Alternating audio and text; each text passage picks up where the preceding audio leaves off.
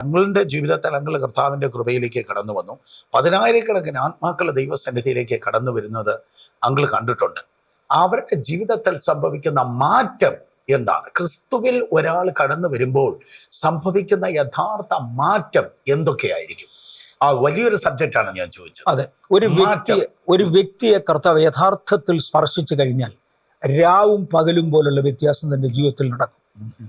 പണ്ട് കാലങ്ങളിൽ മാനസാന്തരപ്പെടുന്ന ഒരു വ്യക്തി ഉറച്ച നിലവിളിയോടും കണ്ണുനീരോടും കൂടെ തന്റെ പാപങ്ങൾ ദൈവസന്നിധിയിൽ ഏറ്റുപറഞ്ഞ്, പണ്ട് കാലങ്ങൾ എന്ന് പറഞ്ഞാൽ ഇപ്പൊ അങ്ങനെയുള്ള ഒരു മാനസാന്തരം നടക്കും. ആ കാലങ്ങൾ കഴിഞ്ഞു എന്നാണ് എനിക്ക് തോന്നുന്നത്. സിഗരറ്റ് വലിച്ചുകൊണ്ടിരിക്കുന്നവൻ പുറകിലോട്ട് മാറ്റിപ്പിടിച്ച് ഞാനും യേശുവിനെ വിശ്വസിക്കുന്നു ഹി എന്ന് പറഞ്ഞൊരു ചിരിയ കാണാറുള്ളത്. പഴയ കണ്ണുനീര് പോയി.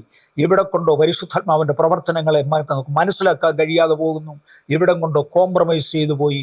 അങ്ങനെ ലോകവുമായി പണ്ട് ചെയ്ത പാപങ്ങൾ വേറൊരു ഫോമിൽ ഇന്ന് ചെയ്യുന്നു. അതിൽ കവിഞ്ഞ് ഒന്നും പറയാനില്ല.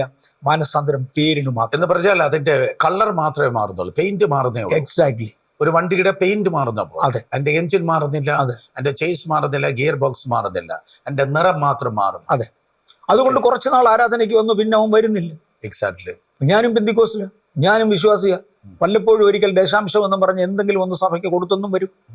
കഴിഞ്ഞു. അവിടെ കൊണ്ട് എൻ്റെ ക്രിസ്തീയ ജീവിതം കഴിഞ്ഞു. ഇന്ന് ക്രിസ്തീയ ജീവിതം നശിച്ചു പോകാനുള്ള കാരണം ആഴമായ മാനസാന്തരം ഇല്ലാത്തതാണ്. സോ ഒരുവൻ ക്രിസ്തുവിലായാൽ പുതിയ സൃഷ്ടി. അതെ, ഏത് മനുഷ്യനെയും ക്രിസ്തുവിൽ തികഞ്ഞവനാക്കുന്നതാണ് സുവിശേഷം. അതെ, പറഞ്ഞാട്ടെ. അപ്പൊ ദൈവം ആഗ്രഹിക്കുന്നതായ ആ റിയൽ ചേഞ്ച്, ആ റിയൽ ട്രാൻസ്ഫോർമേഷൻ, ആ മാറ്റം എന്ന് പറയുന്നത് എന്തുവാ അക്കോർഡിംഗ് ടു ബൈബിൾ, വേദപുസ്തകത്തിന്റെ അഭിപ്രായത്തിൽ? നിർഭാഗ്യവശാൽ അങ്ങനെയൊന്നും ഈ ദിവസങ്ങളിൽ കാണുന്നില്ല. എന്നാൽ വേദപുസ്തക പ്രകാരം ഒരുവന്റെ ഹൃദയത്തിന്റെ ആഴത്തിൽ അവനൊരു പുതു സൃഷ്ടിയായി തീർന്നുവെന്ന് വിശ്വസിക്കുക. ഒരു കൂത്താടി പുതു സൃഷ്ടിയായി മാറുന്നതോടെ കൊതുകാകുന്നു. കൊതുകിന് വീണ്ടും ഒരു കൂത്താടി കുഞ്ഞ് ജനിക്കും. പക്ഷെ അതൊരു പുതു സൃഷ്ടിയായി മാറുന്നതോടുകൂടെ അത് കൊതുകായി മാറി. പിന്നെ അത് വെള്ളത്തിലല്ല ജീവിതം. പിന്നെ അത് പറക്കാൻ തുടങ്ങും. പിന്നെ അതിന്റെ ആഹാരം വെള്ളമല്ല, പിന്നെ അതിന്റെ ആഹാരം രക്തമാണ്. അങ്ങനെ ഒരു ടോട്ടൽ ചേഞ്ച് ഇവന്റെ ജീവിതത്തിൽ ഉണ്ടാകുക. പണ്ട് ലാഭമായിരുന്നത് ക്രിസ്തു നിമിത്തം ഛേദമെന്ന് എണ്ണുക. പണ്ടൊരിക്കൽ വലിയതായിരുന്നത് ക്രിസ്തു നിമിത്തം നിസ്സാരമെന്ന് കാണുക. പണ്ട് നിസ്സാരമെന്ന് തോന്നിയിരുന്ന പലതിനും വലിയ സ്ഥാനം കൊടുത്ത് കാണുക. ഇന്ന് കൂട്ടായ്മയാണ് എനിക്ക് ഏറ്റവും വലുത്. ദൈവമക്കളോടുള്ള ബന്ധമാണ് എനിക്ക് ഏറ്റവും വലുത്. ആ ബന്ധത്തിലും കൂട്ടായ്മയിലും ഒരുമിച്ച് പോകുവാൻ തീരുമാനിക്കുക. ദൈവത്തെ പ്രസാദിപ്പിക്കുക. ലോകത്തെ പ്രസാദിപ്പിക്കുന്നതല്ല, ദൈവത്തെ പ്രസാദിപ്പിക്കുക. എനിക്ക് വിശുദ്ധന്മാരുമായിട്ടാണ് എൻ്റെ ഫെലോഷിപ്പ്. എൻ്റെ ഫെലോഷിപ്പ് അശുദ്ധനുമായിട്ടല്ല. എന്നിത്യാദി കാര്യങ്ങൾ അവനെ പറഞ്ഞു മനസ്സിലാക്കുന്നത് രക്ഷയിലേക്ക് നയിക്കുന്നവന്റെ കടമയാണ്. അതെ, അതുകൊണ്ട് തന്നെയാണ് ദൈവം സഭയിൽ ശുശ്രൂഷകന്മാരെ ആക്കിയത്, അവരുടെ കൂട്ടത്തിൽ അധ്യാപകന്മാരെ ആക്കിയത്. അവർ അഭിഷിക്തരായിരിക്കണം, ഇത് പറഞ്ഞു പഠിപ്പിക്കണം. നിർഭാഗ്യവശാൽ ഇതൊന്നുമില്ല. യേശുവിനെ രക്ഷിതാവായി സ്വീകരിക്കൂ, കഴിഞ്ഞു, നിന്റെ ജീവിതം പൂർണ്ണമായി എന്ന് പഠിപ്പിക്കുന്ന ഒരു തെറ്റായ പഠന രീതിയിലേക്ക് ഇന്ന് മാറിക്കഴിഞ്ഞു.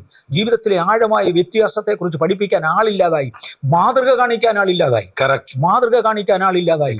ആകയാൽ നാം കോംപ്രമൈസ്ഡ് സ്റ്റേജിലേക്ക് പോയി ക്രിസ്ത്യാനിത്വം തകർന്നുകൊണ്ടിരിക്കുക. അപ്പോൾ ഒരാൾ കർത്താവിന്റെ സന്നിധിയിലേക്ക് യഥാർത്ഥത്തിൽ കടന്നു വരുമ്പോൾ അവന്റെ ജീവിതത്തിൽ ഏറ്റവും കൂടുതൽ സ്വാധീനിക്കുന്ന പല ഘടകങ്ങളുണ്ട്. അതിൽ ഏറ്റവും പ്രധാനപ്പെട്ടതാണ് കൂട്ടായ്മ എന്ന് പറയുന്നത്. നമ്മൾ അപ്പോസ്തല പ്രവൃത്തിയുടെ പുസ്തകം വായിച്ചു വരുമ്പോൾ ധാരാളം പ്രാവശ്യം നമ്മൾ കാണുന്നതായ ഒരു കാര്യമാണ് അവർ കൂടി വരുമ്പോൾ എന്ന പദം. കൂടി വരുമ്പോൾ 1-ാം അധ്യായം മുതൽ അത് ആരംഭിക്കുകയാണ്. 120 പേർ ഒരുമിച്ച് മാളിക മുറിയിൽ കൂടി, ദെൻ 3000 പേർ അവരോട് കൂടി എന്നൊക്കെ നമ്മൾ ധാരാളം വായിക്കുന്നു. പറഞ്ഞാട്ടെ, പ്രത്യേകിച്ച് ഈ തലമുറയിൽ ആ ഒരു കൂട്ടായ്മ എന്ന് പറയുന്ന വലിയൊരു വെല്ലുവിളി നേരിടുന്ന ഒരു സമയമല്ലേ? അതെ, അങ്ങനെയൊന്നും ഇല്ല. നല്ലൊരു കൂട്ടായ്മ നമുക്കിന്ന് കിട്ടുന്നില്ല. അതാണ് യാഥാർത്ഥ്യം. അപൂർവം സഭകളിൽ അവിടെയും ഇവിടെയും അതുപോലുള്ള കാഴ്ചപ്പാടുള്ളവരുണ്ട്.